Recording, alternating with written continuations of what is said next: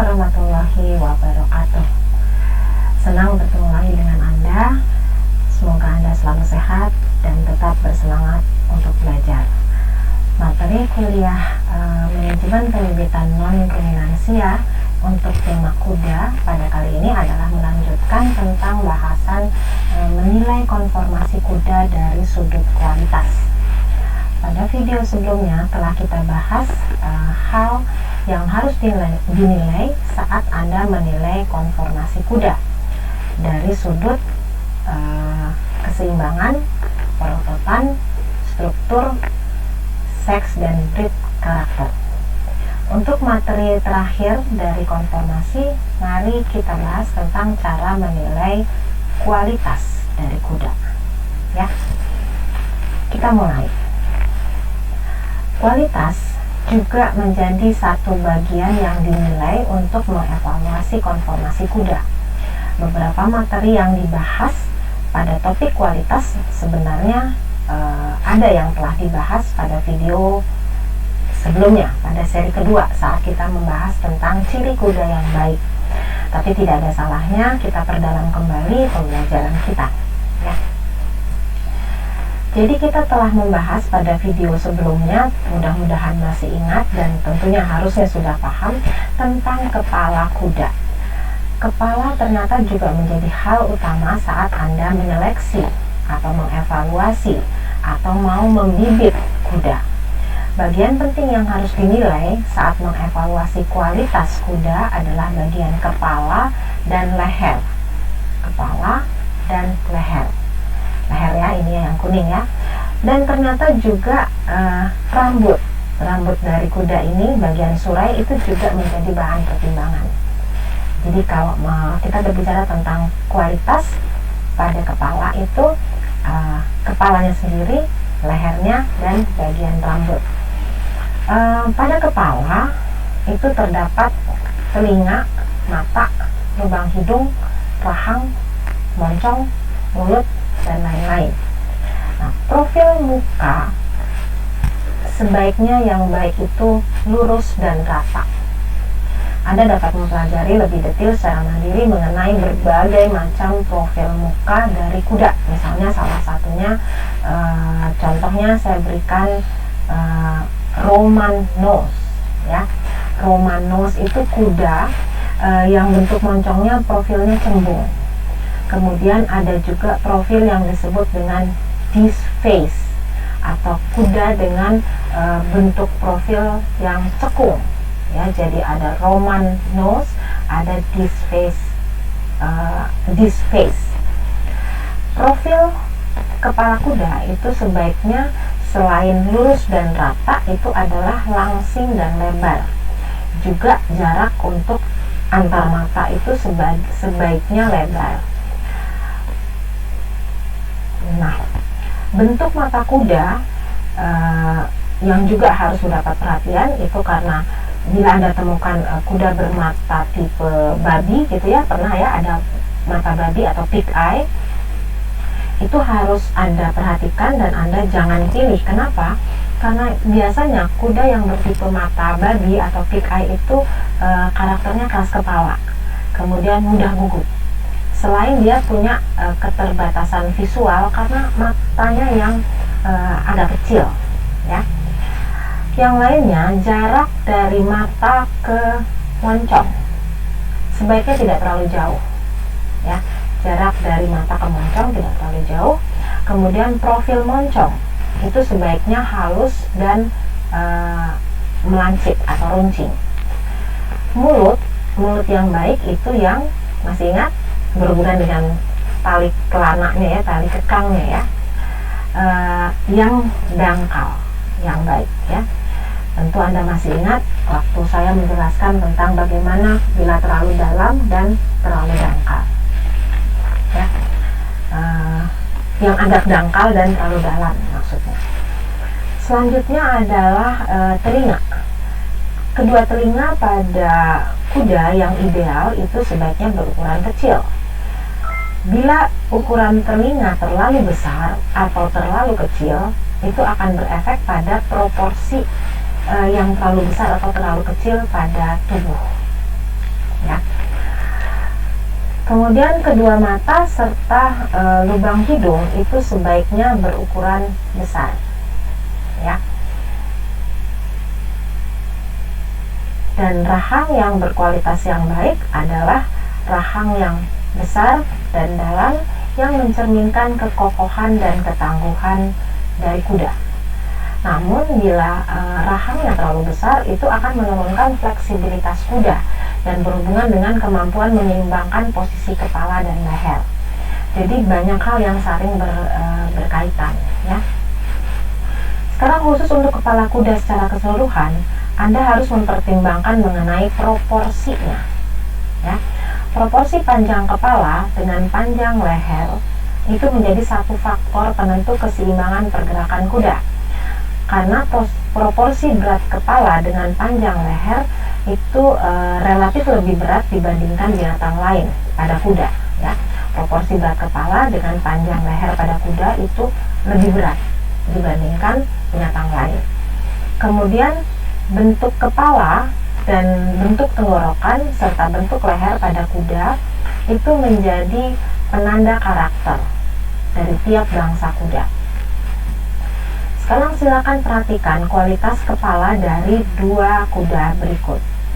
Semoga dengan mudah Anda dapat menilai berdasarkan informasi yang telah saya sampaikan atau yang Anda telah pelajari juga. Jangan lupa perhatikan tentang telinganya, ya, telinganya, kemudian matanya, lubang hidungnya seperti ini, ya.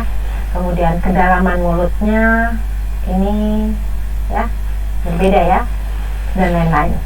Saya tambahkan tentang kondisi ideal untuk lubang hidung kuda itu yang lubangnya besar, ya. Kemudian kondisi kuda dengan lubang hidung kecil itu dapat ditemukan pada setiap bangsa kuda dan biasanya berkorelasi dengan bentuk rahang dan moncong yang sempit. Lubang hidung yang kecil itu akan membatasi kemampuan kuda untuk mengambil nafas yang banyak.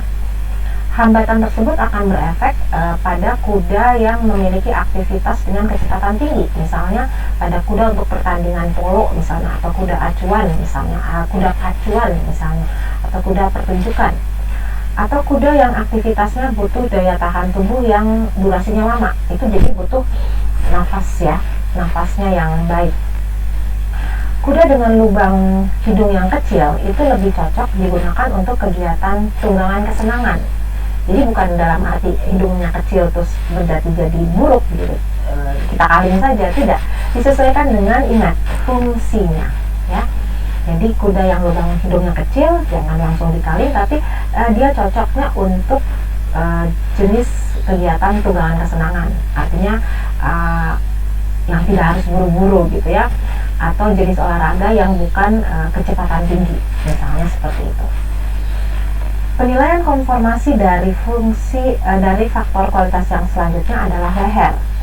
Kondisi leher kuda yang berkualitas baik itu yang sebaiknya panjang dan langsing, yang bersambungan langsung dengan daerah shoulder, serta panjangnya itu sekitar sepertiga dari panjang badan kuda atau hampir sama dengan panjang kaki kuda.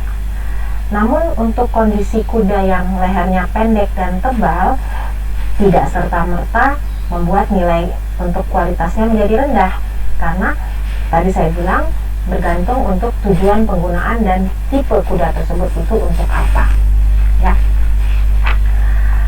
Pernyataan tersebut kita bandingkan dengan dua gambar pada yang Anda lihat pada slide tentang kondisi lehernya. Terlihat bahwa karakter dan kualitas leher itu akan berbeda tergantung tipenya.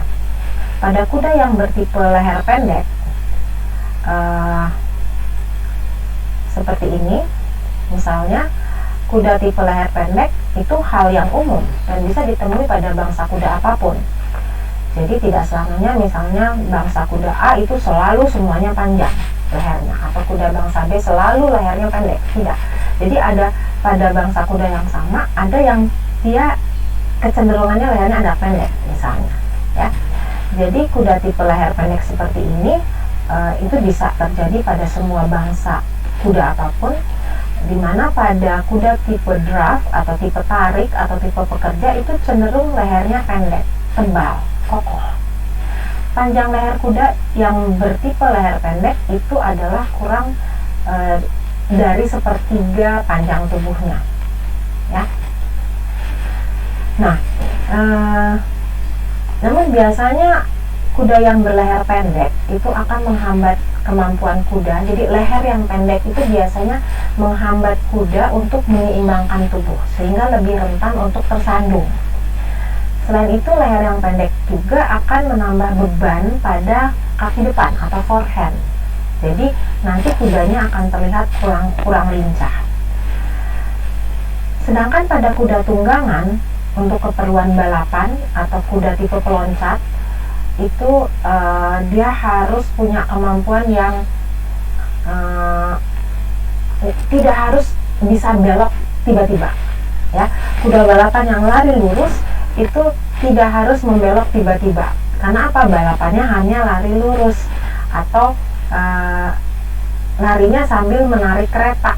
Jadi cenderung lehernya itu lebih langsing. Kondisi leher yang panjang juga menghalangi kemampuan kuda untuk menyeimbangkan diri. Jadi kita lihat fungsinya saja. Selain itu, kuda tipe leher panjang itu lebih cepat lelah karena sama juga bobot badannya jatuh pada kaki bagian depan. Sekarang kita lihat kuda yang berleher lurus itu biasanya akan lebih fleksibel karena saat bergerak leher itu menjadi bagian tubuh yang menjadi alat pengontrol keseimbangan saat bergerak, begitu, ya. Nah, di sini silakan lihat kuda berleher lurus itu lebih fleksibel gerakannya dan dia menjadi kontrol keseimbangan. Jadi bagian top line-nya itu harus yang ideal itu hampir 2 kali lipat dari daerah bottom line. Nah, sekarang kita lanjutkan dengan menilai tenggorokan kuda, kualitas pada tenggorokan.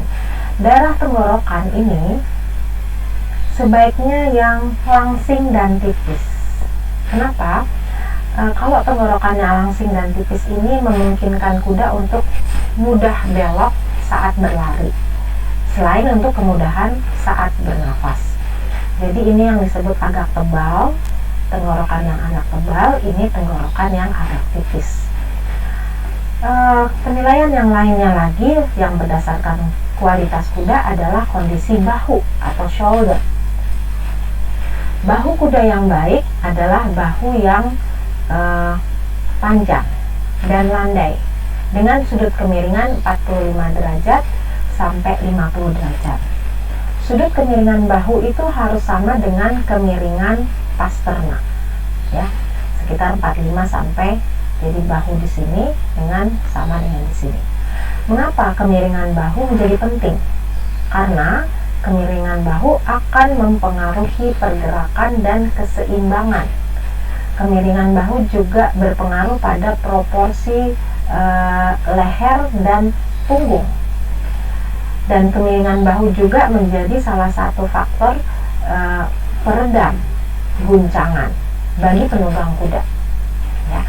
Jadi silakan Anda pelajari lebih lanjut. Ada istilah yang disebut straight shoulder, upright shoulder, vertical shoulder.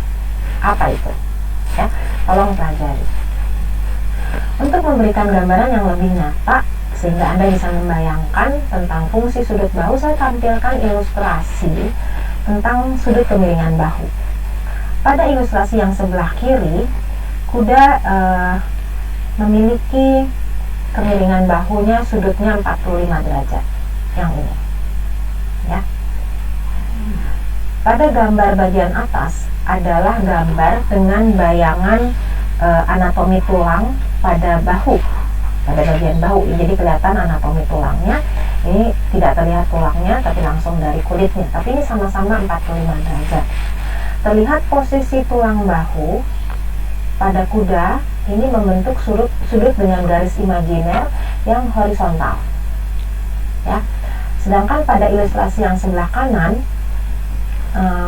letak tulang bahunya ini agak lebih tegak dibanding dengan membentuk sudut dengan yang kemiringannya ini lebih dari 75 derajat.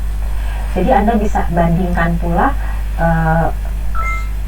kuda yang bahunya sudutnya ideal dengan kuda yang sudutnya terlalu tegak pada gambar yang bagian bawah. Ini yang ideal seperti ini yang terlalu tegak seperti ini yang kurang baik dan tidak seimbang. Bagian tubuh terakhir yang kita akan bahas adalah daerah top line.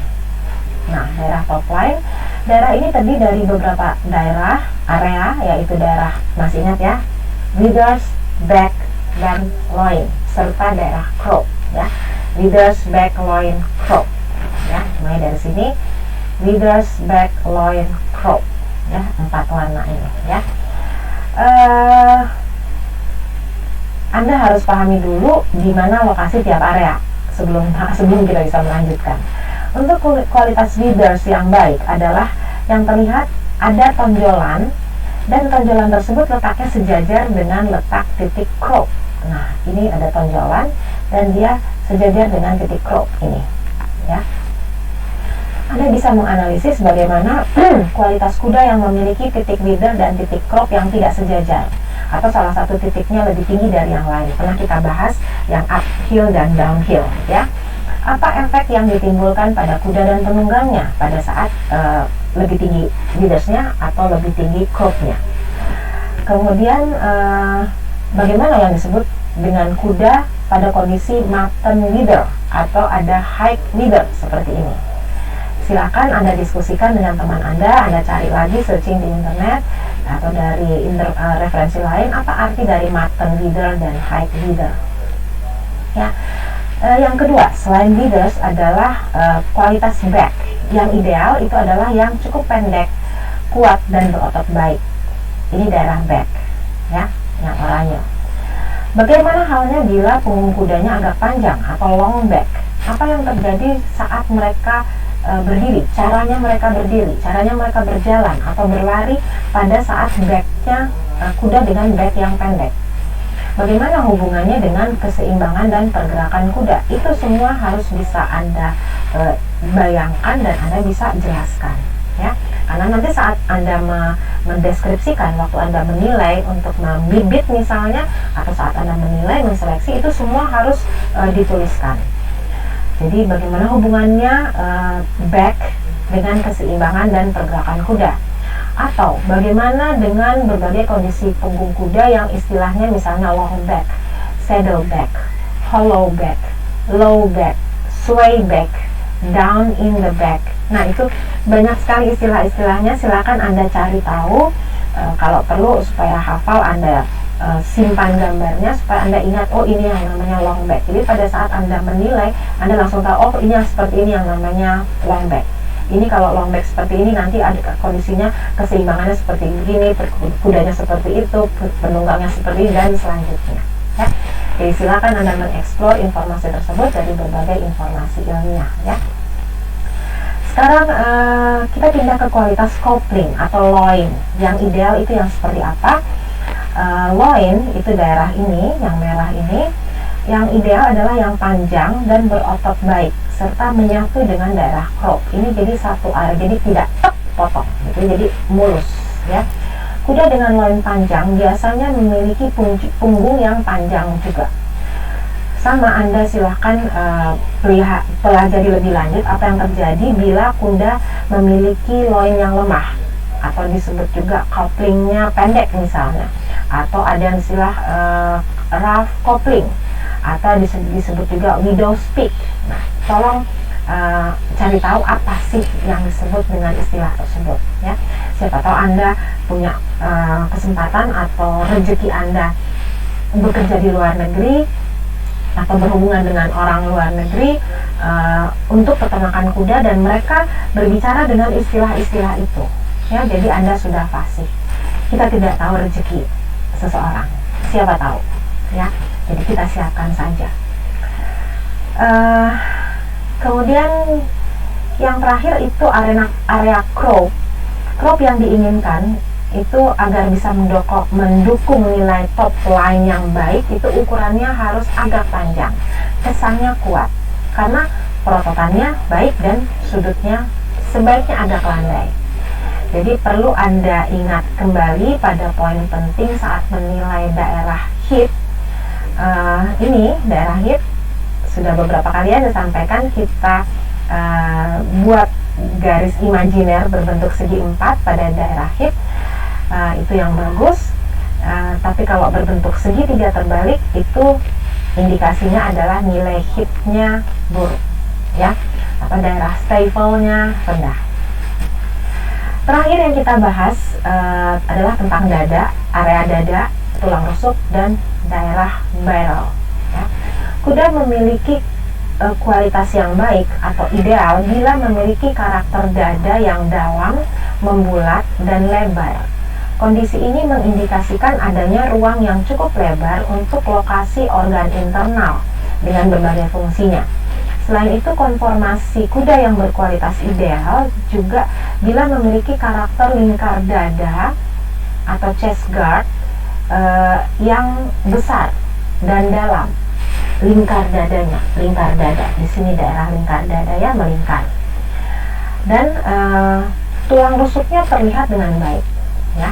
Bila Anda menjadi seorang judger atau breeder, itu Anda harusnya bisa melihat kondisi-kondisi karakter tubuh tersebut, maka hal tersebut bisa menjadi penanda bahwa kuda itu memiliki kapasitas reproduksi dan performance yang baik misalnya, ya. Nah, kita sudah cukup banyak membahas untuk materi konformasi. Semoga Anda dapat mengerti dan memahami, senang mempelajarinya sehingga dapat menambah kecintaan Anda pada ternak kuda. Kita lanjutkan materinya pada video selanjutnya. Kita akan belajar menilai kuda dari sudut body condition score dan juga menduga umur ternak melalui kondisi giginya. Oke? Dan ingat, everything you do now is for your future. So think about that. Selalu semangat.